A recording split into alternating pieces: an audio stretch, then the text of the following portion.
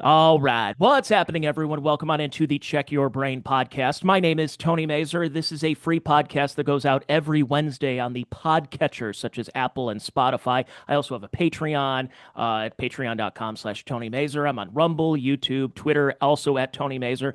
Enough about me. Let's get to my guest. I'm not going to waste any more of his time. You know him. You've known him for many decades. He's also a great follow on Twitter, but he came of age for me, at my age, my tender age, and of being a millennial in the 90s.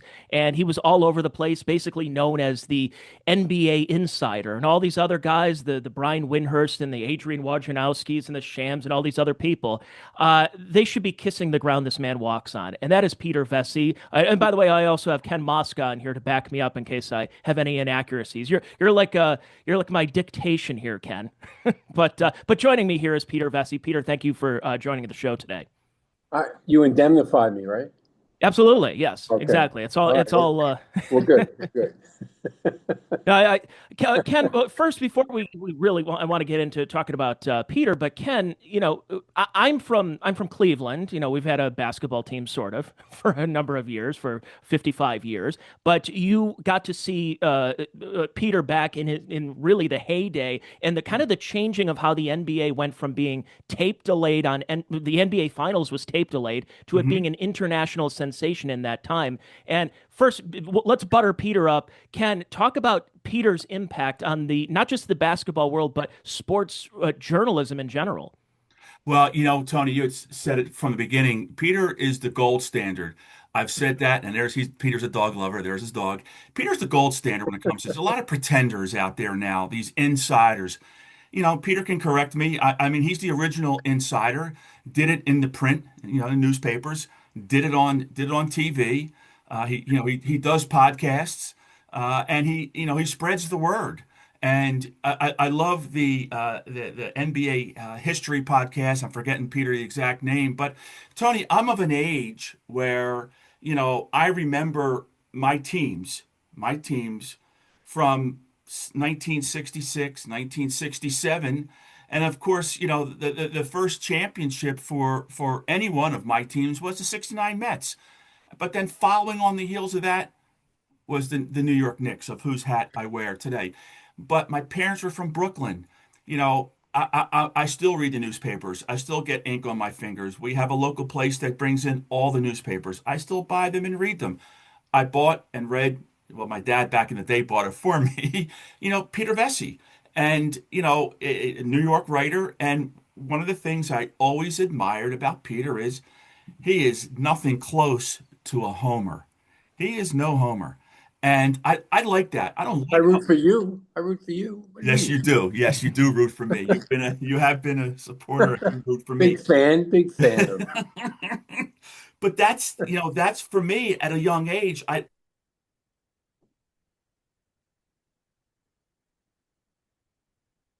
What happened? Did we lose Ken? Well, for his age, but I mean, at that time, like he said about being a homer, and I was in sports media for a number of years, and I would see the cheerleaders that they would go up there and almost the media people wearing the outfit of the team that's playing, and I'm thinking, No, no, oh, you oh didn't. yeah, and No, this is by the 2000s. It just got to a point. no. Come on, Oh yeah. And what I find interesting, Peter, is that with you being that insider where you were getting access, but you weren't playing favorites. And I mean, just kind of talk about how those journalistic standards, how you kind of made, as Ken said, you were the gold standard, and how it is today, where it's just you're basically it's Adam Schefter, it's Adrian Wojnarowski that just get the scoop straight from the general managers. Was it my well, I'm not. connection or your connection? Yeah, I it lost was you guys. yours, Ken. You're good. I'm not I going picked to. up where you left off. All right. All right. I'm not here to knock the media.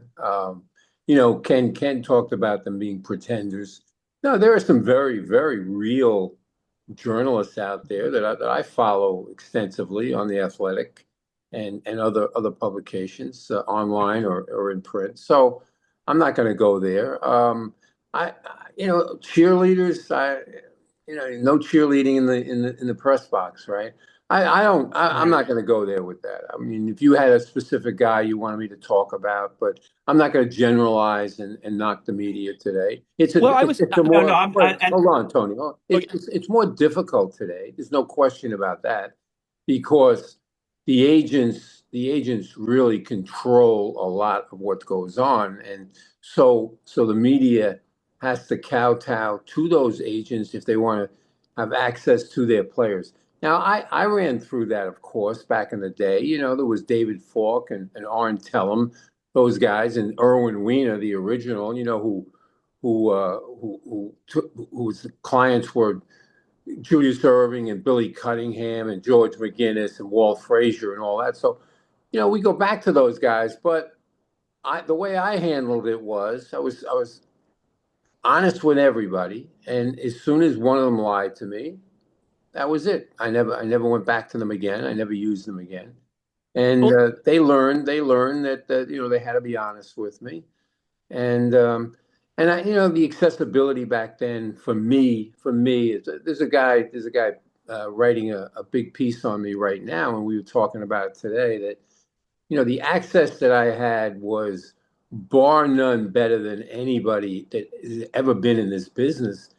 And why? Because I was willing at an early age to go up to Harlem for the Rucker tournament.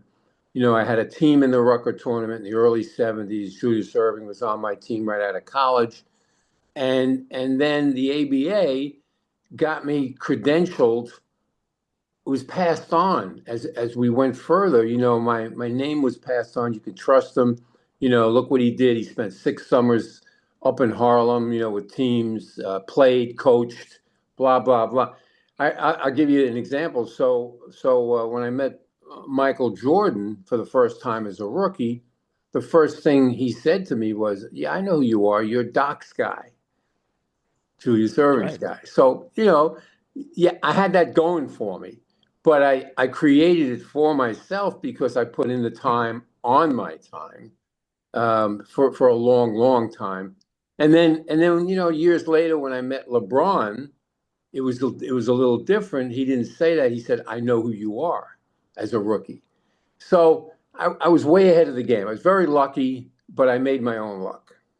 Oh yeah, I wasn't necessarily ripping on media. In fact, I feel bad for Yeah, them you because were. it's Yeah, you were. well, in some ways, I have my own share of things as being somebody who's now an outsider and can just start lobbing my grenades Right, there. I right. was saying more so how the information just gets funneled from the GM's office straight to the largest account now, the largest Twitter account, however you can get the so I feel bad for the person who writes for that could have had that scoop that writes for the I don't know the Poughkeepsie Morning Journal or something like Yeah. that Well, that they weren't it all getting goes right to the top. Tony. They weren't getting the scoop anyway. The big papers are really not around anymore. There's just not that kind of influence by the New York Times has the Athletic. They don't even have their own sports section, which is fine. The Athletic does a great job.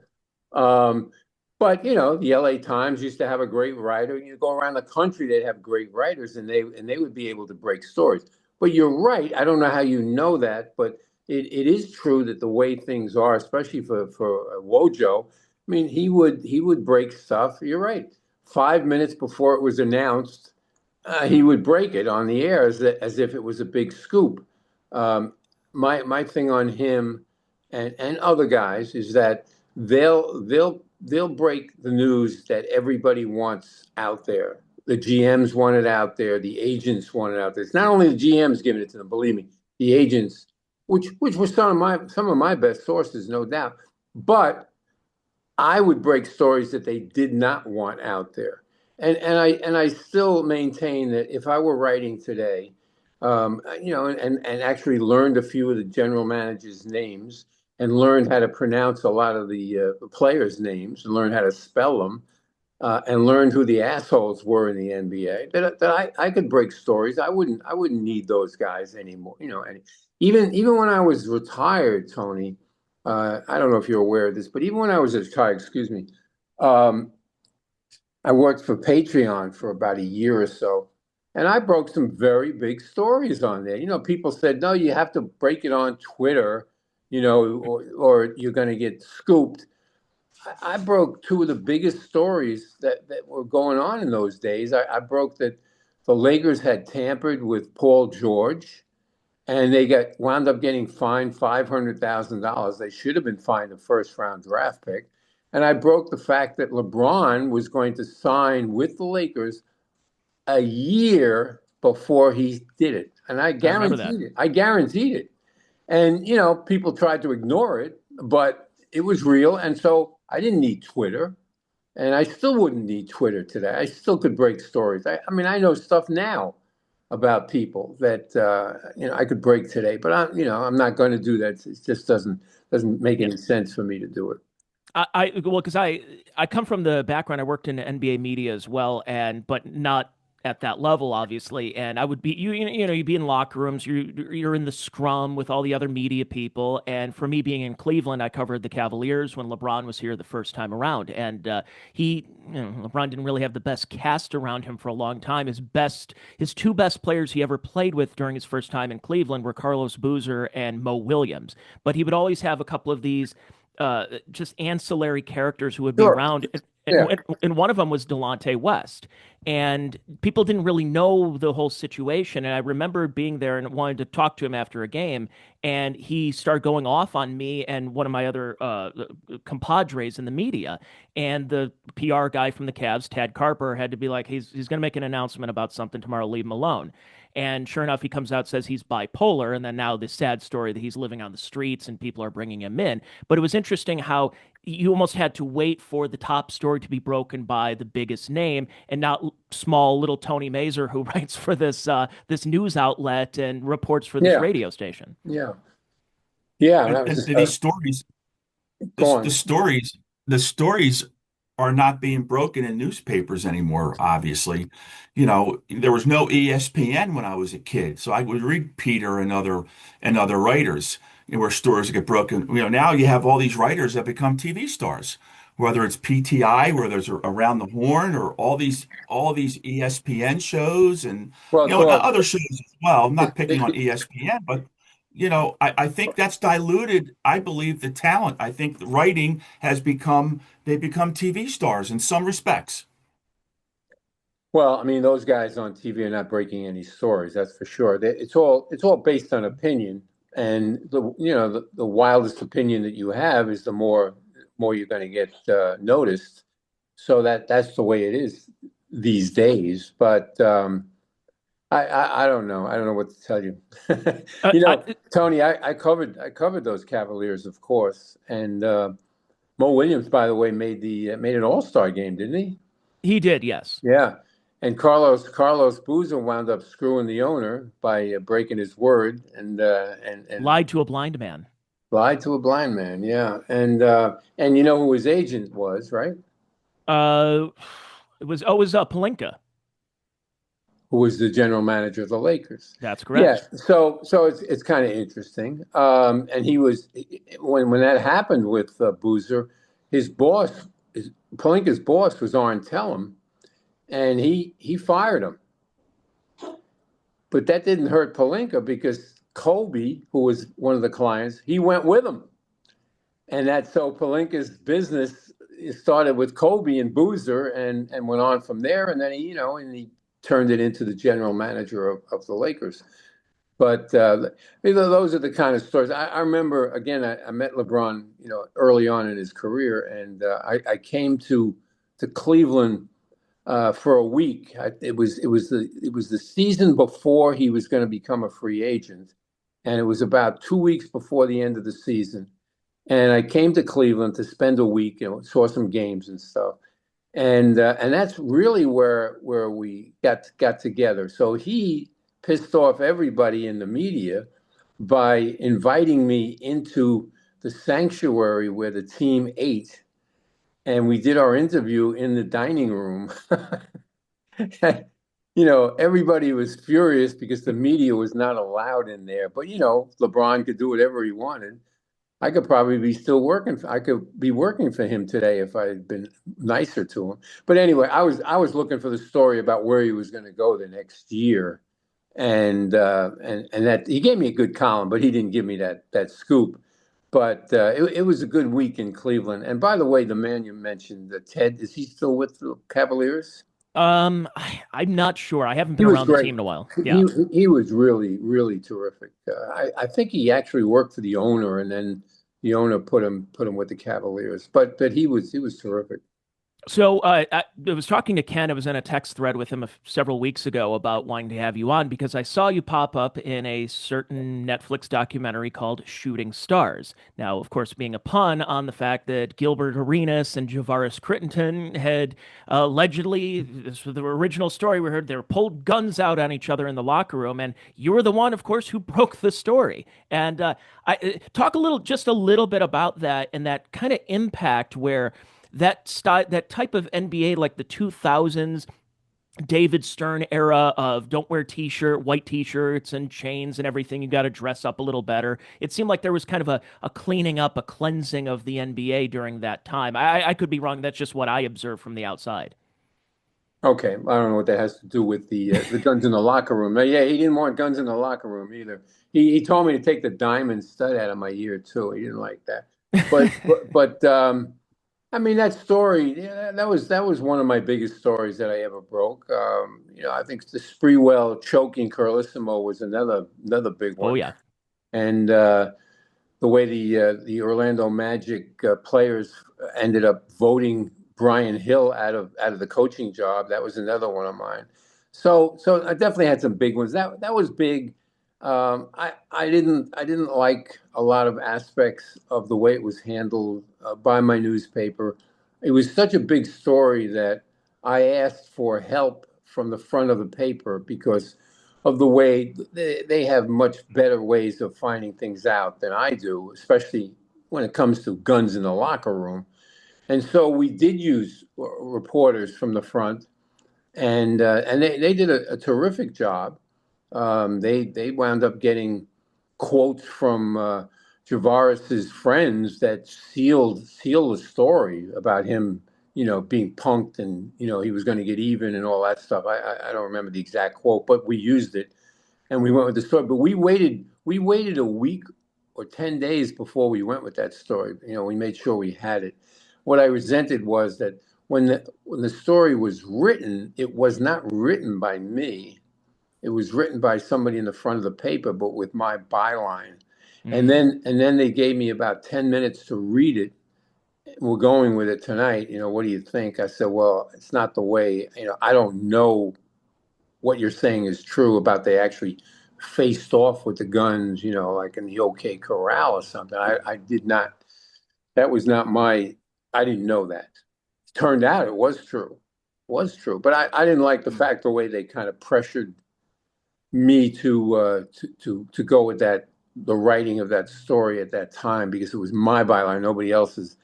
And I told my sports editor at the time that I'm never going to break a story like that again because I just didn't like the way it was handled. It didn't sit well with him. But the other part of it I tell people is the paper never said good job. Really? Wow. I mean Not, never once said good job. wow. That was my Were there, sports editor, but whatever. So yeah, so were that there was other times? Were there other times, Peter, where there a similar circumstance that maybe there's some type of pressure put on you because of a story you were about to break, no, investigating, or you had no, broken, no, and no. they That went was to your that was editor? that was the biggest one because it had guns. I mean, a little different, And my sources. Everybody was trying to knock down the story. The Washington Post had their versions of what happened. A guy named Mike Wise was trying to use Gilbert Arenas as his source for what really happened, and he's a fraud, Mike Wise, and he worked for the New York Times too. Always trying to knock down my stories, never once could do it.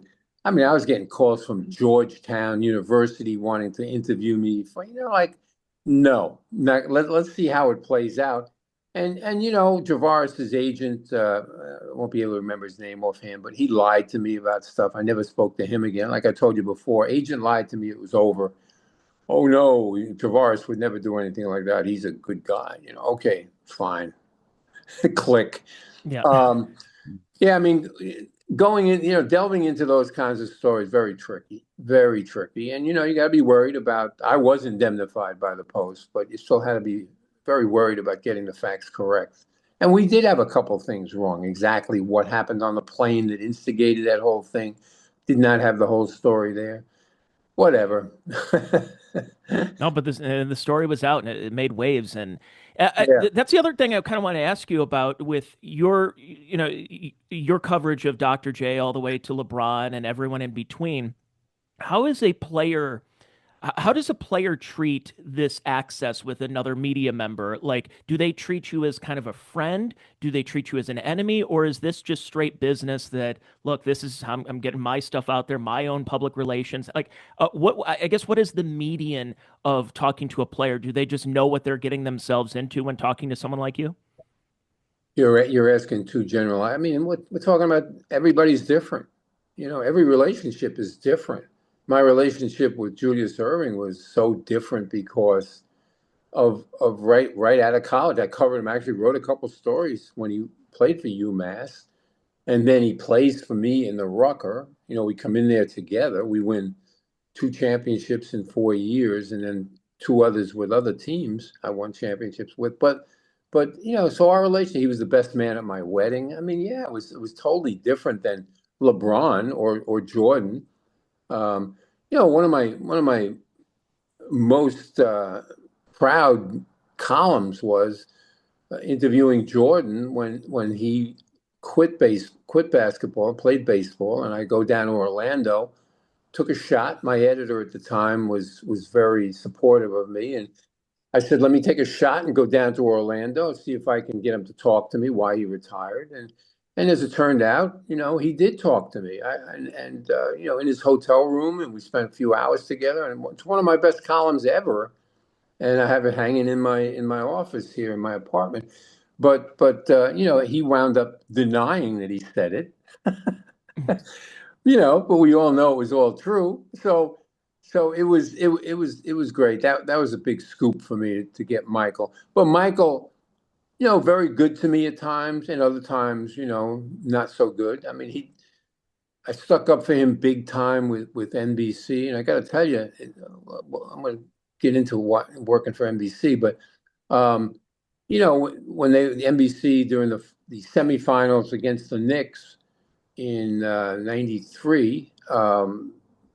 The NBC is after him. They're trying to bury Michael, but the gambling, they're trying to bury him. I mean, we Ken, had do you know about that? oh, Yeah, yeah. Look, he everybody. was down Atlantic City. I can tell you a lot of Well, the no, basketball but players. more than Atlantic City. It had to do with Yeah. a skiinist, the golfer who accused him Hmm. of not paying his golf debt, and he was associating with a guy. I believe he was murdered. But guys that found stuff in their briefcases on gambling, but never accused of gambling on games or anything. But yeah, so he's in Atlantic City. During during a series with the Knicks. The point is that NBC was trying to bury him, and I went on NBC at halftime with Bob Costas and shocked Costas because I scolded NBC, saying that it should be ashamed of itself for what it was trying to do to Jordan because it had nothing to do with basketball. What are we doing here in the semifinals of the NBA? And my boss at NBC at the time, he wanted to fire me.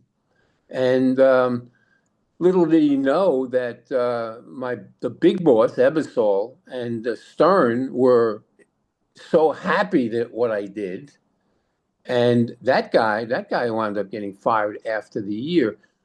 My getting back to NBC and Jordan now, it just amazes me that Michael Jordan is. I know it's all about money. It's like the crown prince coming to Trump because there's billions of dollars to be made, and we can forgive him for chopping up a journalist or what happened with 9/11.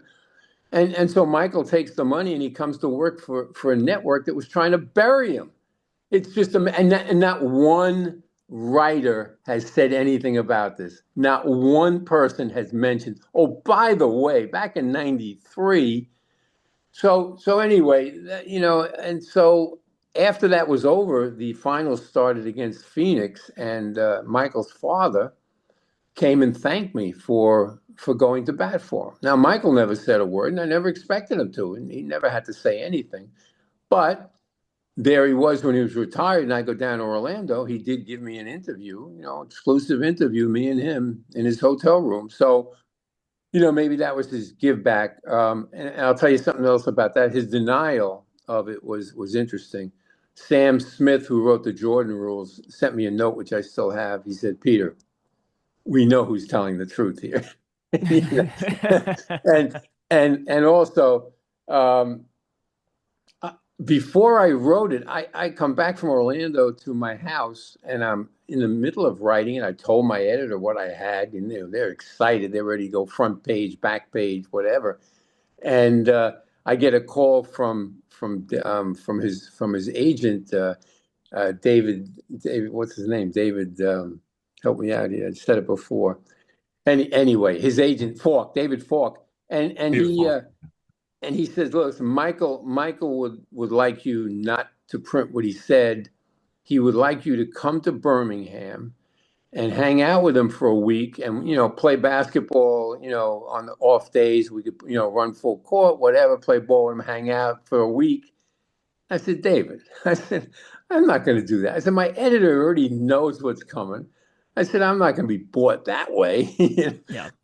So we went with the story, and then he winds up denying it to the Chicago media. But yeah, because I remember in those days when he was playing there, I think Sports Illustrated it said like "Enough, Michael" or something, and it was a byline written by Steve Wolf, and I think he denied that he didn't do the cover, but Michael was really pissed off about it, and it was odd about what? About the cover story about him swinging through a curveball that was on the cover of Sports Illustrated back in Oh, all right. 1994. Well, that has nothing to do with this. Well, no, I'm just saying it seemed like you mentioned about with NBC, all the knives were really going out for him in that Yeah, time. but Wolf and the Sporting News are not paying Michael to do commentary for them. Yeah. I mean, come on, this guy's now working for the network that tried to bury him. He did something else too. Um, Costas, I think it was the same series, was supposed to do a long interview with Michael, and made a mistake by saying that Michael's wife, Juanita, was his mother. Well, she went nuts, and Michael blew off the interview with Costas. They had cameras. I mean, they had it all set up. It was like, big time interview, and he refused to do it. Now, again, we don't hear anything about this. All the people who cover the media. I mean, what about these guys that that's their only thing that they do is cover the media for the Athletic or ESPN or whatever. Not one mention again of NBC trying to bury Michael, and here he is working for them. That's the change, Peter. I mentioned, a few moments back. It's changed. Back in the day, those things would have been mentioned. They would have Well, been, they would have been more they than would have been mentioned. reported on. They And would what have about, been, look, yeah. what about the report? What about the report last week that's all of a sudden buried? That Michael left basketball, went to baseball because David Stern needed some breathing room with the gambling Michael was doing back then, and they wanted but him out of basketball. And okay. now with all this gambling talk, All right. Again, that's an old story. I mean, that was the story that everybody said at the time, that Michael was thrown out of the league by Stern. For what? What did they say? Did they have an answer for that? What was he thrown out for? Gambling on what? No. I sat down with David Stern, unfortunately, not long enough, but after he retired, I went to his office, and we had only an hour conversation. It really, man, it killed me that we didn't have more time. He invited me back to do more, and he had the nerve to die. But we talked about that, and he said, exactly what I'm telling you. Like, what did he do wrong? He didn't do anything wrong. This wasn't Pete Rose betting on baseball. So exactly. so if anybody brings it up Right. now, it's just so ignorant. It's so ignorant, and I, so whatever. It's I think what they're criminal. trying to do, Yeah, I think what they're trying to do is tie any type of gambling together. I've been reading a lot about this, and we know about the Miami Heat guard and Chauncey Billups and all that stuff. But I think they're trying to put all that the same, all that together. There's no, yeah, there's no evidence that Michael, he gambled legally in casinos in Atlantic City. That's well known. Whether he Right. did it during the And playoffs, and he also but that gambled. shouldn't be the story. That All right. shouldn't be the story. I think that's a different story. He was a big gambler in cards. There's no doubt. They had huge card games, which I have. If I ever write, if my book ever gets published, I have a huge thing about a card game they had in New York during the playoff series with the Knicks. Where hundreds of thousands of dollars were being wagered. But again, not you don't throw a guy out of basketball for that. So anybody who's doing it, not only is the writer incompetent and reckless and any other adjectives you want to come up with, their editors are also the same. I've got intelligent people to this day that say to me exactly what you said, that oh, he was thrown out for. And I said, I'm going to tell you, bottom line on this. If you're really smart, think about it. How many things in this world stay secret? How many things? Nothing stays Hmm. secret. That was 93 he left for baseball. And he gave me every reason why he left in that column that I'm so proud of. He gave me every reason. Had nothing to do. Teammates, Phil Jackson, the media, all of that was the purpose. You know, if that were true, if he were gambling on basketball, you think it would have come out by now? I would say so Sure, it by would now, have. No, yeah. somebody, Absolutely. Yeah. somebody, somebody in the league office would have said something about, a book would have been written. Come on, that's the answer right there. Don't try to tell me stuff that some conjecture, speculation you know nothing about, haven't thought about, haven't figured out. Yeah, it really pisses me off, these idiots. And they still Yeah. it's and they still report on that. It's Well, it's again, so it pisses me off even more then. But there's nobody to answer it. If I were around, I would answer them. By name, I would answer it by name. You know, what are you talking about, so and so? What are you just pulling stuff out of the air? You're pulling stuff out of, I, it's online from. happening, Peter. It's happening almost on a nightly basis now at the NBA, with the NBA. Look at the NFL as well. Look at what happened Monday night with Dallas and Las Vegas. Two of the top receivers on the Cowboy team had to sit out the first series because they got back late to the hotel because they were gambling in a Vegas casino. Then during the game, arguably, the best receiver in football, CeeDee Lamb, drops a short touchdown that would have put it, the score on the over, 49 and a half and over. And he dropped it. So now people put that clip out, Peter, and they're saying, "Wow, did he owe somebody from the night before? So he drops this pass when it would have put, it's happening all the But time again, now. We're again, inundated with it. all right, again, this is nothing new. The only reason it's in the papers now is because gambling is legal, and every gambling owns every major league sport. They own it, Mhm. and so that's why it's out. But before I was covering, you go to Madison Square Garden, a guy blows a layup at the end of a game. Earl Monroe once put a basket into the opposing team's hoop, and the spread was changed. you know, and all the gamblers in the garden, going nuts, and people who don't gamble, what's going on? They just won by 13 points or whatever, like, oh yeah, but the spread was only 11, and that last basket, but whatever, or they went under. So this is nothing new. It's only relevant because of how much money is at stake now and how public everything Hmm. is. But I've lived through it. I've been there, I've done that, seen it. I'll tell you a great story. So I saw people are writing about Al McGuire today, and I'm not sure why. Is it his birthday or did he die at this day? I'm not sure.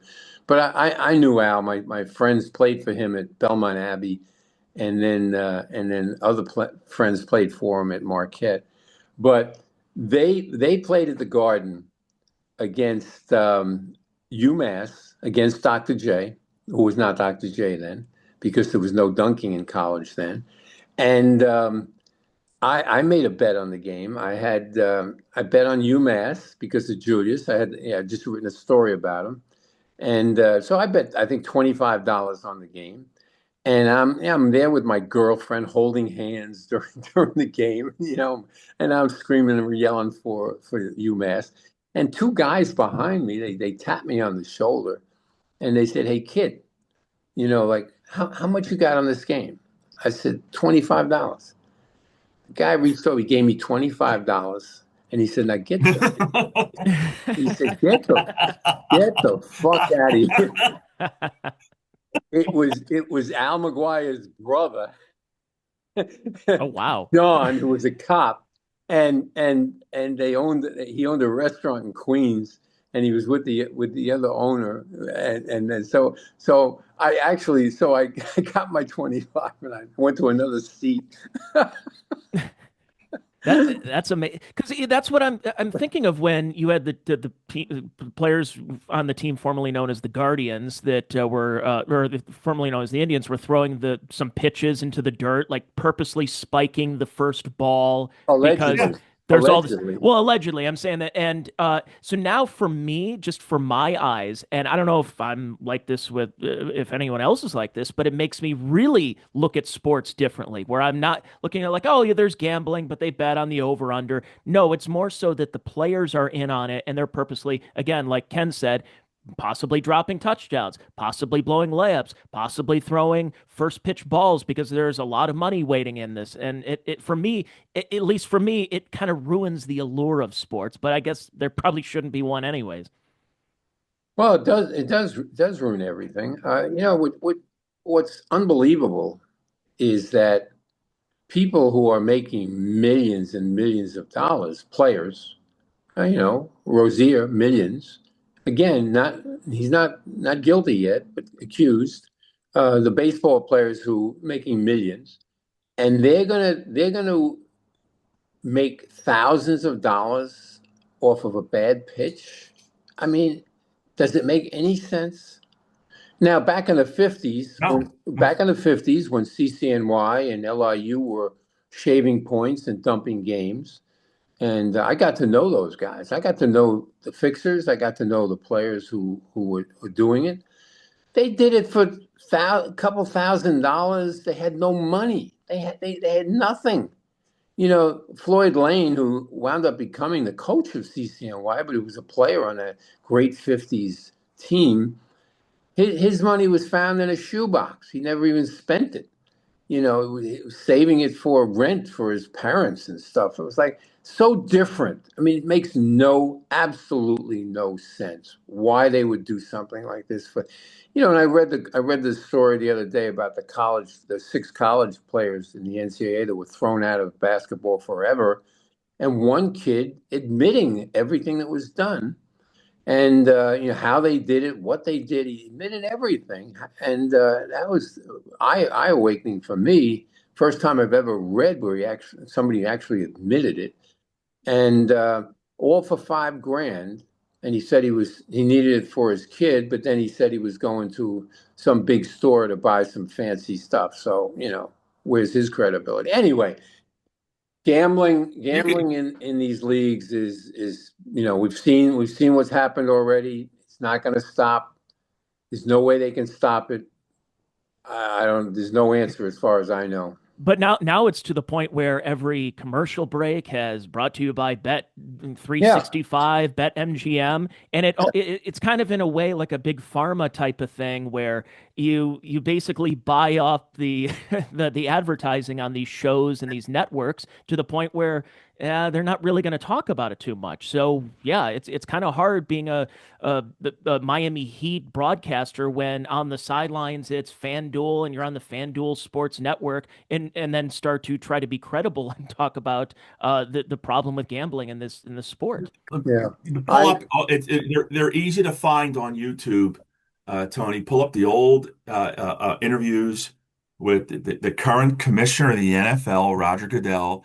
I mean, absolutely just trashing the idea of these, gambling in professional sports and having these companies out there. And as Peter said a short time ago, that or Tony, you may have said it, they're in bed with them. These professional franchises are making, I don't know, tens of millions, hundreds of millions from this kind of stuff. So they're all in bed together. They're partners. It's just so you don't know what to root for anymore, Peter. You don't know what to I root mean, for anymore. so we're basically just talking in the wind. It's I agree with you. Peter, I agree with meaningless. you. We are. It's Yeah. meaningless. They're not going to change. They're making too much money. So No. I watch most of the games now on mute.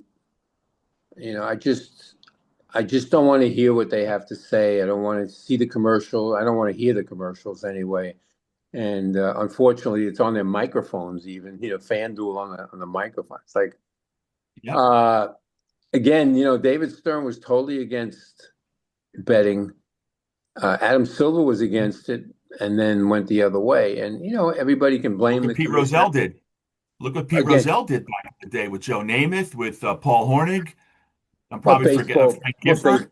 baseball did with Mays and Mantle when they Yeah, worked for a Bowie Kuhn. casino, and they wouldn't let them work for a team if they worked for a casino. It was like, what the hell? And Tony, I sent Peter a photo recently of Willie Mays with my dad. My dad was a school principal, and Willie Mays at the time was working for Bally's, right over my shoulder here, Bally's, as was Mickey Mantle. They are making $100,000 a year as hosts. And this is back in what, late 70s, early 80s, and they were banned Right, from baseball. Mays and right, Mantle were banned from baseball. That was Peter right. Ueberroth who brought him back. It Yeah. So was. so it went the other way. They went crazy the other way. Now the major sports has gone nuts. This way. What's the answer? Well, Yeah. and Buyer here's beware. yeah. Buyer beware, Peter. That's the answer. Here's another thing I wanted to ask you, Peter, because now that NBC/Peacock has the rights to the NBA now and showing these games, it's now getting more difficult for people to go out and find basketball. It used to be, hey, you knew that you were going to see Marv Albert and Bob Costas and Peter Vecsey on NBC. You knew what time, you knew what station it was. Now you need 9 different apps so you can try to find your team playing, and you're going, oh Right. nope, it's not on my YouTube Okay. TV. So It's really difficult. let me answer that. So what I've done, I have not watched one national game, and don't plan on watching one national game because of what you say. Like, where are they? You know, it. I bought the league pass for $109 for the whole season, and I can watch 5, 6, 7 games a night, back and forth, switching, and then I go to NBA.com and I look at the box scores while they're going on. So I'm into the games, and I don't have to turn on the sound. And so that's my answer to that. And so they're making a fortune. They're making billions, and for many, many years, billions. But they don't have my attention, that's for sure. And it's confusing. It really is confusing. Yeah, that's it's kind of like that with all of TV. That hey, didn't we used to just pay for cable and you pay one bill instead of 19 other bills based Well, I on the only get streaming one services? bill. I get one bill. Well, by the way, getting back to those days where you were on NBC and some of the classics, I do have to ask you about the Karl Malone thing. I talked about it before we got on, but doing research for a bit, I'm like, I know Peter Vecsey, but I want to do a little bit more research. And one of the first things you see on YouTube, it says Peter Vecsey tries to get punched out by Karl Malone. If you can, just indulge me a little bit. Talk about the background and what happened there. Well, they used to use me as the person who would interview the loser. which was always a more difficult interview than the winner. So there I was, at the end of the finals with Karl Malone, and he had messed up big time at the end of that game. He had Jordan steal the ball from him on the baseline, and then go down court and score the next to winning basket, and then score the winning basket. So I mean, I got Karl Malone. Like, what am I going to ask him? In all fairness to Karl and to myself, he was always a great interview. He, unlike John Stockton, who was just an asshole most of the times as far as trying to get him to talk. Karl was very verbal. He was very available, and he would say stuff. So I was not trying to make him look bad. I was just trying to ask him a tough question after a tough loss, another finals loss. So I was not trying to get punched out. I know better than that. I mean, Karl was infamous for hitting guys smaller than him, and I was. Well, it was a great minute. It's a minute and 48. I just looked it up. It's a minute and 48, and it's Yeah. pure gold. But Peter, what did Malone say to you when you were done? The camera's off, Nothing. they Nothing. throw it back to the other guys. No, no, no, nothing. He said nothing to me. And true, I swear, said this many times on the air already. I didn't know that I had done anything wrong or, thought I was asking anything out of the ordinary. I was asking normal questions for me. So I didn't think anything was different. And then years later, not right away, years later, people put it up online and said, that what you said, I'm trying to get punched out. But at the time, nobody said anything. So then years later, I'm at an all-star game. Did we get knocked off? Nope, No. nope, we're still here. I'm just playing this in the background for the viewers. Okay. So years later, I'm at an all-star game in New Orleans, and I'm with Jimmy Jones and Bob Pettit. And I asked Karl, I said, people think that I was trying to undercut you or make you look bad. I said, I said, me and you should do a podcast together. And he said, call me, anytime, we'll do it. Okay. And now then years later pass, and we're at an all-star game in Salt Lake City where they're honoring him. It was the first time he came back in a long time. And he was at a press conference in the press room, and I was standing there. And when he walked in, I said, I'd still like to do that podcast with you. And he said, okay. He said, talk to my son. He'll give you my number. And he gave me the number. And then watching the interview, people ask him questions, and he looks up, and I have it on camera. Actually, I wish I had it to show you. I have it on camera. He looked up and he gave me the dirtiest look ever. I'd never gotten a dirty look like that from any player, and I'm saying, like, I don't think I'm going to use that number I was just given. And I didn't ask him anything. I wasn't asking. I wanted to interview him then, but he said no. He told the guy I was working for the NBA Retired Players Association, and he said I will not do an interview with him. Wow. And so I don't know. I don't know what happened. Did he just wake up and smell the river? I don't know. That's amazing. Yeah. Because you had him and then you had Charles Barkley back in the day. What was it like with Chuck? There were times where, I thought we were going to have to fight. There was a time, it was during the '93 series, and I'm in Chicago at a nightclub and at a bar with a bunch of guys from NBC, and Barkley sees me through the window. He's outside on the street, sees me, and he comes in, and my friends are going, there's going to be a problem now. We're going to have a problem. And he comes in, and we wound up drinking together and having a good time. So there are different times. Charles and I have had it out, and there are times that, we've been cool. People will be shocked. Again, I have it on my camera. I went to the Hall of Fame dinner when Larry Costello and Del Harris went in, and I went into the I don't know, it's this big room where all the Hall of Fame people were and stuff, and Barkley they'd set up a 21 table for him, just him, in the room. And they had they had the dealer, and then they had a couple private guys watching this down. He's betting thousands of dollars. I mean, thousands. And we wound up taking a picture together. He was losing big, and he asked me to cut the deck. It's just me and him. I mean, it's just me and him, and the croupier, and these other guys. And he asked me to cut the deck, and he wound up winning a bunch of money after that. And anyway, we have a picture together, and I'm the one with the beer in my hand. Oh, very nice.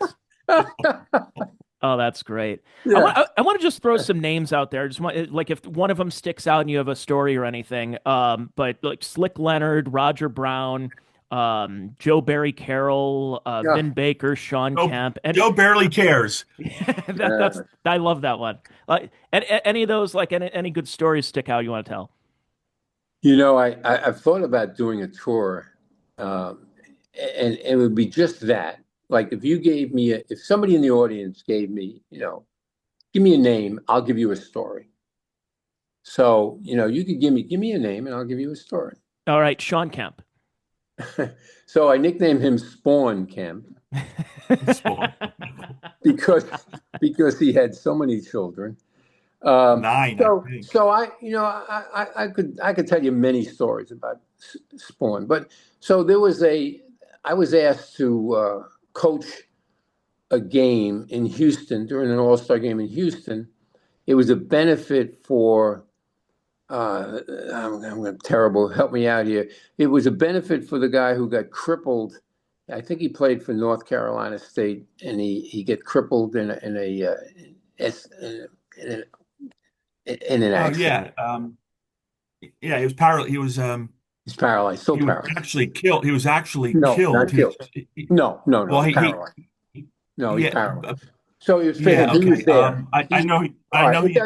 It doesn't matter. So yeah. Rodney Rogers. Yes. Hey, thank you. Very good. Yes. Rodney Rogers. Yeah. Wake Forest. Is that Wake Forest? I can't remember.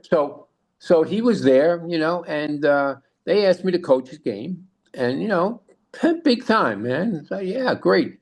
And the game started, and suddenly Kemp walks in, and he's on my team.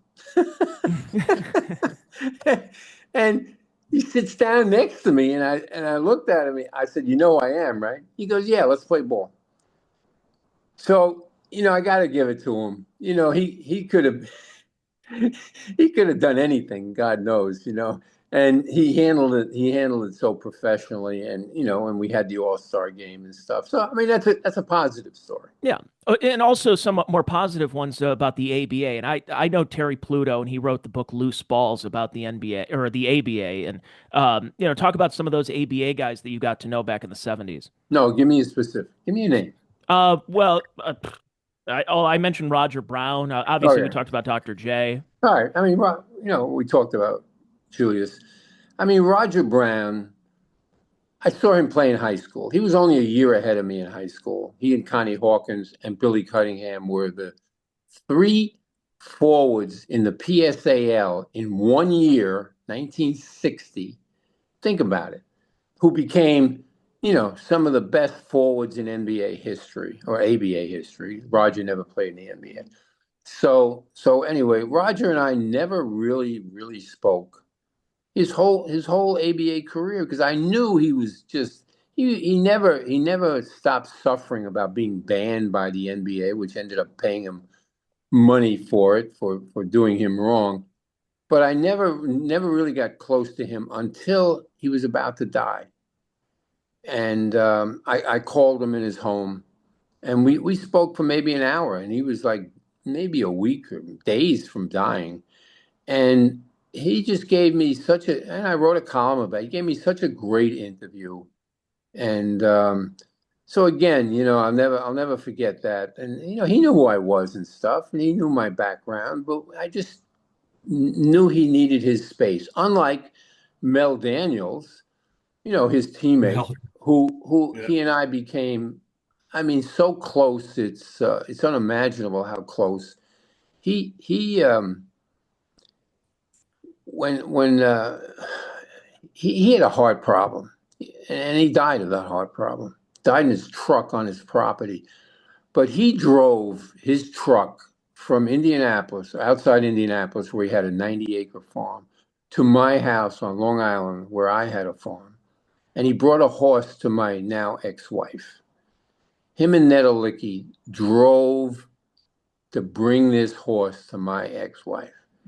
Are you crazy? I mean, it's unbelievable, Yeah. And then, as it turned out, she couldn't ride the horse.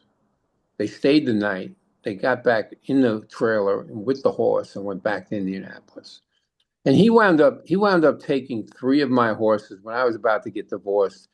He took three of my horses, two paints and one of my wife's horses, to his farm in Indianapolis and kept them there. And they were there or two of them were there. One died when he was, and the paints were there when he died in his truck. And I had to go and get another home for them. I mean, this is how tight we were. And I'll take it a step further.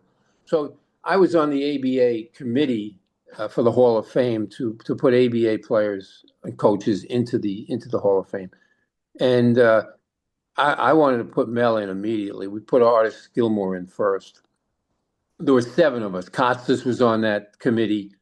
David Thompson, Gervin, Hubie Brown. I'm leaving out some. And Rick Barry. And so we put Mel in the second year, but he didn't want to go in. He did not want to. I said, Mel, really, come on, man. You got to go in, man. This is huge. You deserve it. His teams won 3 titles in the ABA. He was top rebounder, him and Artis, and blah blah blah. So he agrees. We put him in, and he's about to go into the Hall of Fame. But you get a presenter. And there are more presenters at these things now than there are assistant coaches on the benches. It's like everybody's got eight presenters. He wanted me as his presenter, and I was thrilled. I said, "This is going to be like that. This is better than me going in the Hall of Fame into the media." And Jerry Colangelo, dumbass that he is, he said to me, "No, you're not in the Hall of Fame. You can't be a presenter." I said, "What do you mean I'm not in the Hall of Fame?" I said, "I'm in the Hall of Fame." 2009 when Jordan. No, that's not the Hall of Fame. You're in the Media Hall of Fame. And I basically said, "Fuck you, Jerry." And really, like, are you kidding? The only time I've been back is to go to Larry Costello and Del Harris going in the Hall. I've been back since. And I sold my trophy. I auctioned it up. Like, are you kidding me? I So wish I would have Mel, known. I would have bought it. it was up. It was up. Big place handle it. You know what? Whatever it sold for, I think whatever it sold for, what. So say it sold for $1,000. It was $999 too much, but so and Mel didn't even go. He didn't even go. He was sick. And he didn't even go to be the presenter. And they wouldn't even let him use my name in his speech. I mean, are you kidding me? Hall of Fame, Hall of Yeah. Shame. Look, he was ABA MVP twice, as you said, Peter, 3-time Yeah, champion, back-to-back champion, 72 and 73. yeah. I mean, the guy had a great career. No, we know what he did, but so Yeah, media is not part of the Hall of Fame. So you learned something yeah, today. We are not in the Hall yeah. of Fame. They only use us. Well, They only use the media one day to make more money, so they can have another dinner that night. What a well, I joke! mean, you're still. I mean, look, you and the others are viewed as Hall of Famers. I mean, you look at Well, you anything would that's think. written, You would think. whatever, it Yeah. always says, Hall of Fame, Peter Vecsey Hall of Fame, 2009. Yeah. Um, It says but it, but it doesn't. Yeah, it's incorrect. It's what about funny. Super John? Super John Williamson. John and I have so many stories with these guys. So I was there when he was a rookie covering the Nets.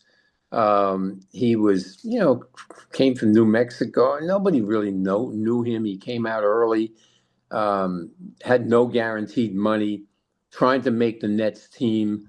Julius was on that team. They hadn't done anything yet. And I tell a story Larry about Kevin. Keenan.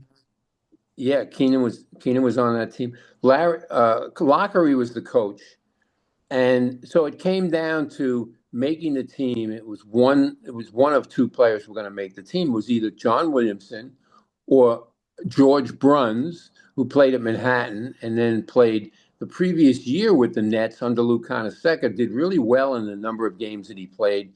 He played for me in the Rucker. I love him. I'm still in touch with George to this day. And so it was either him or Williamson. And Lockery said, okay, play each other one-on-one. Winner stays. That's how he did it.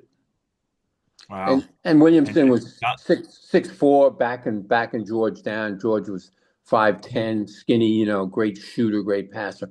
And, Williamson couldn't guard him, but he couldn't guard. And so the winner became John Williamson, and he became an integral part of that championship team. And both championship teams, Lockery, great coach. That was great thinking, Kevin.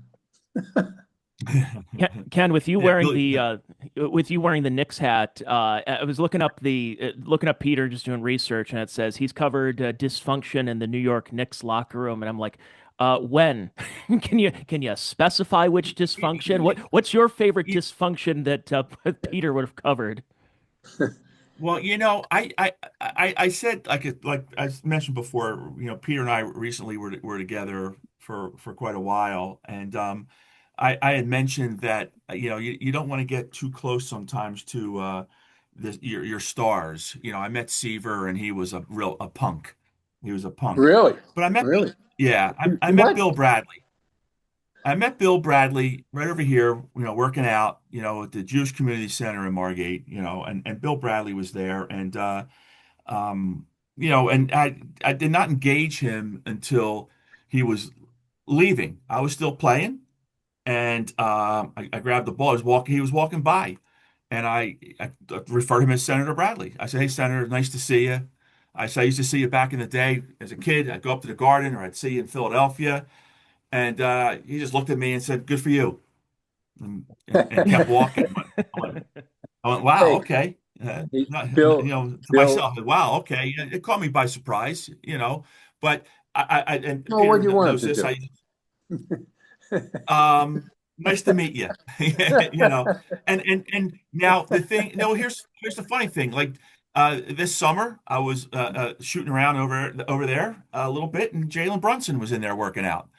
And he has his hat, which not, he pulls it down over here, and he does his workout and stuff like that. And we're told, listen, he doesn't want to be looked at, he doesn't want to be spoken to, he just wants to do his workout and leave. We were told that. A very good friend of mine, she's the executive director over there. That's I the grew way up I with felt her. when we went. That's the way I felt when we went out to lunch. I told the waiter, All right, okay.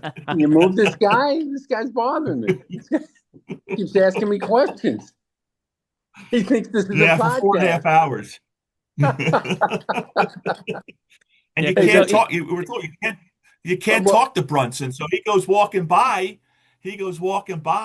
And I had this on.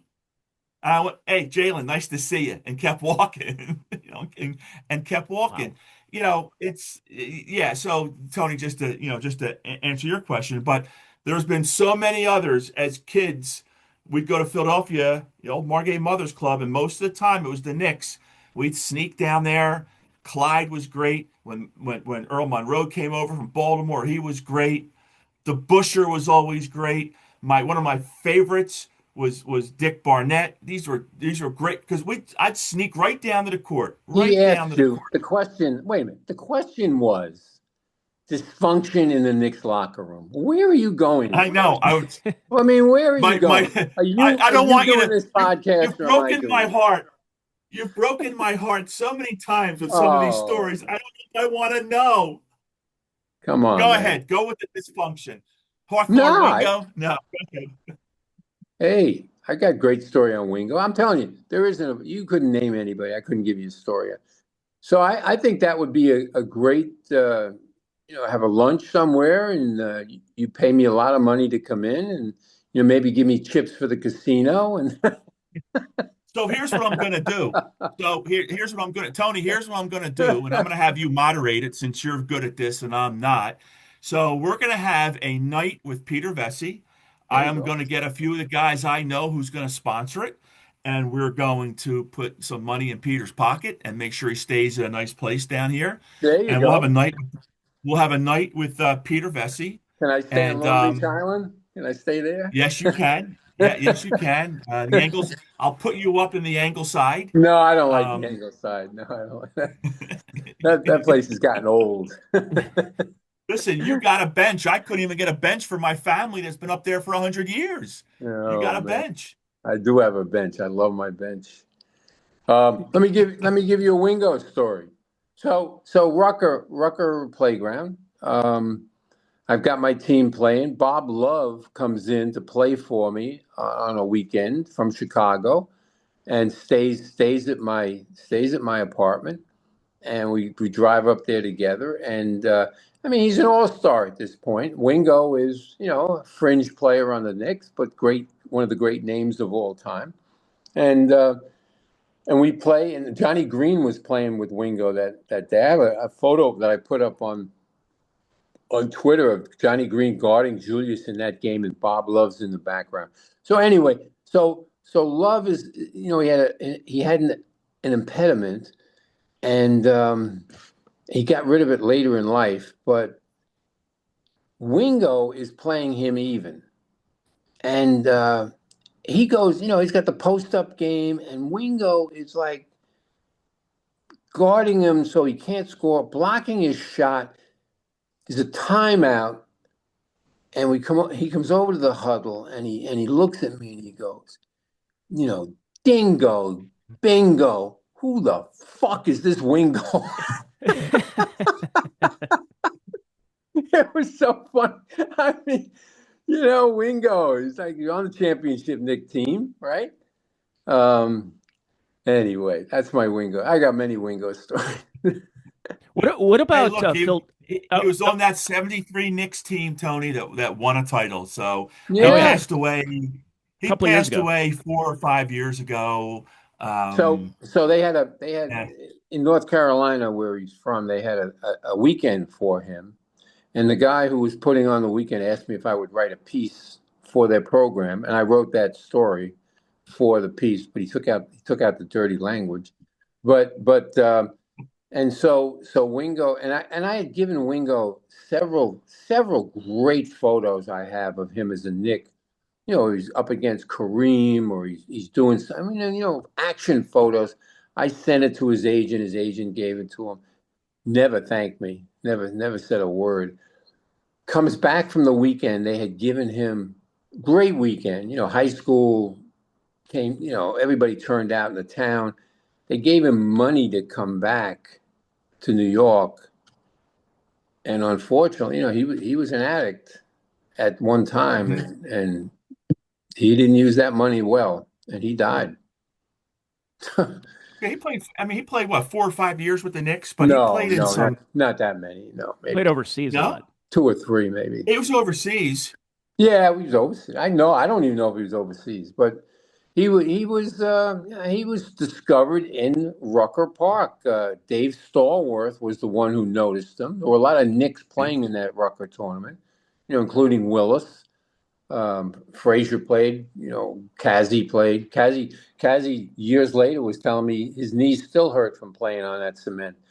But no, so he was discovered, and then Dick McGuire or Fuzzy Levane came up for Red Holzman to check out Wingo, and that's how they signed him. Off of Dave Stallworth telling him about him. I remember Dave Stallworth. He had a bad heart too, didn't he, Peter? Yeah, Didn't he Dave did. Stallworth have a Yeah, bad he heart? did. Yeah. Yep. Yep. Well, Peter, we'll wrap it up here in a couple of minutes. Your time has been very is valuable, and I really do appreciate it. I know Ken's got to get going too, but we just lost Lenny Wilkens recently, and Lenny was Great coach with the Supersonics, one as a player coach, and played right just down the road from me where I'm broadcasting from here in Cleveland, the Hawks and the Knicks and the Raptors and everything. Do you have any Lenny Wilkens stories or any stories from those Cleveland Cavalier teams at the Richfield Coliseum that were good but just not good enough to pass Detroit and Chicago? I'm going to stop you on this one. Okay. I'm not a big fan of Lenny's. Really? Okay. I'd like to hear it. I knew this because I knew that because I had asked Peter when Lenny died. So that's why I'm laughing. I knew this. Well, Go ahead, don't Peter. laugh too much, Kenny, because I don't really want to go there. I'll just tell you, we definitely had a problem, but I'll tell you that when he was coaching the Sonics, I was sent out there by the Post to cover Seattle in 78, 77, 78, because I had picked Seattle to win the championship. And when the Knicks got knocked out in the first round, I went out and spent the rest of the playoffs covering the Sonics. And then the next year, the whole playoffs covering the Sonics. I mean, think about it. Again, accessibility, what newspaper would send a person from another city to spend? A magazine might do it. So Lenny, that first year, Lenny and I made a career out of playing players, coaches, or whoever. I played Jack Ramsey, I played a lot of players. Played Isaiah, played Bird, but I played Lenny, and I knew the scouting report on Lenny. Don't let him go left, make him go right, and of course he went left. And I never forget, he elbowed me, like every drive. He elbowed me a couple of times, which is fine. That was cool. I appreciated it. But he beat me 11-8, and I was very happy with that. And anyway, so he was a very difficult guy to cover. He was very paranoid about the media, and that continued his whole career. And Wow.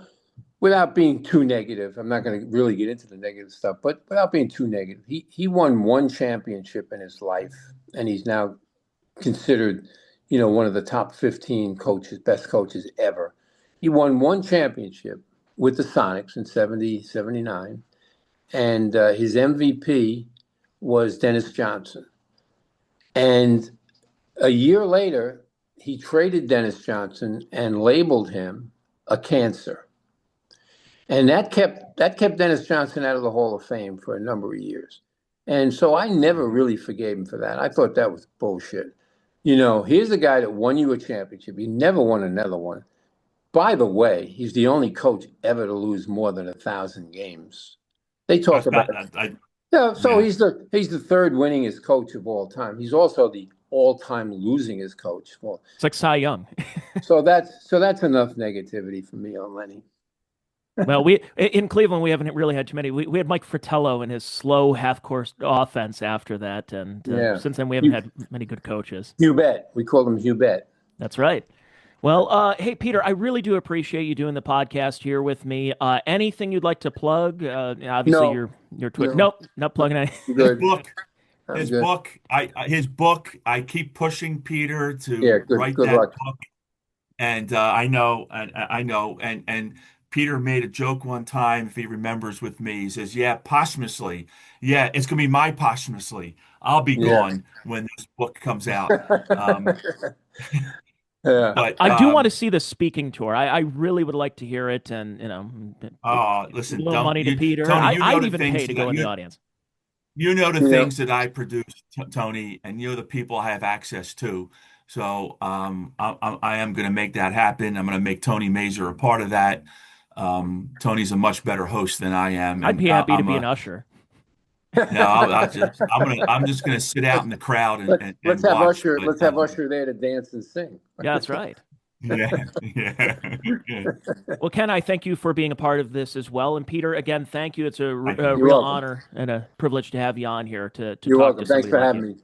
And I Okay. hope to talk to you soon. Hope to see you soon on one of these speaking tours. And I appreciate everybody for listening to this and watching this. It is the Check Your Brain podcast. I'll be back with you next week with another free episode of this podcast. The rest of it, the good stuff, the stuff behind a paywall where I curse a lot more. It's as Ken is a Patreon supporter at patreon.com/Tony Mazur. I am Tony Mazur, and I'll be back with you next week. Bye now.